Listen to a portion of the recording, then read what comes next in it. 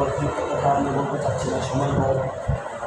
আমার কথা হচ্ছে সাড়ে সাহাবা সম্পর্কে আমরা সকলেই অবগত আছি, তাই না? আমরা সবাই সাড়ে সাহাবা সম্পর্কে আমরা জানি।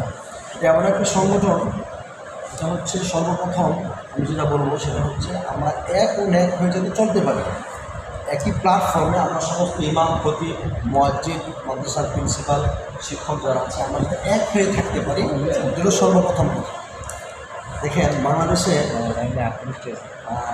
আমি একটা কথা প্রায় সময় বলে থাকি, মাত্র 7 থেকে 8% বিধর্মী রয়েছে, হিন্দু, খ্রিস্টান, বৌদ্ধ আর অন্যান্য জাতীয় উপজাতি যারা আছে তাদের একটা সংগঠন আছে, হিন্দু, খ্রিস্টান, বৌদ্ধ ঐক্য পরিষদ। এরা আমাদের মুসলমানদের সবচেয়ে বড় উৎসব ঈদুল আজহা, এটা বন্ধের ব্যাপারে আদালতে পর্যন্ত রিট করছে, এটা হচ্ছে পশু হত্যা দিবস। কত বড় সাহস তাদের! কয় পার্সেন্ট? মাত্র 7 থেকে 8% পুরা বাংলাদেশে।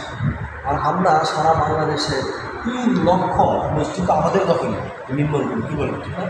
অথচ আমি আক্রান্ত হলে আমার পাশে ইমাম সাহেব আমার পাশে এসে দাঁড়াতে ভয়, সাহস পায় না। কী না কী বলে, আমার এই প্রভাবটা আমার এখানে চলে আসে, আমার চাকরি নিয়ে আবার তারা শুরু হয়। এরকম একটা অবস্থানে কিন্তু আমরা আছি। দেখেন আজকে আমরা এই মিটিং শেষ করে যাবো হচ্ছে সোনারগাঁ থানা, ওসি সাহেব একটু সাক্ষাৎ করবো। সোনারগাঁ থানার আমাদের যিনি সহসভাপতি মুফতি গিয়াসুদ্দিন, ওনার ভাই মানে দেখে নিয়েছে যে ওরা ফার্মে মুরগি মরে যাচ্ছে, পানি পড়া দেবে, এই জন্য বুঝলাম সবার মরে গেছে। কী বলেন, আমরা যদি লাগবে আমরা যাবো।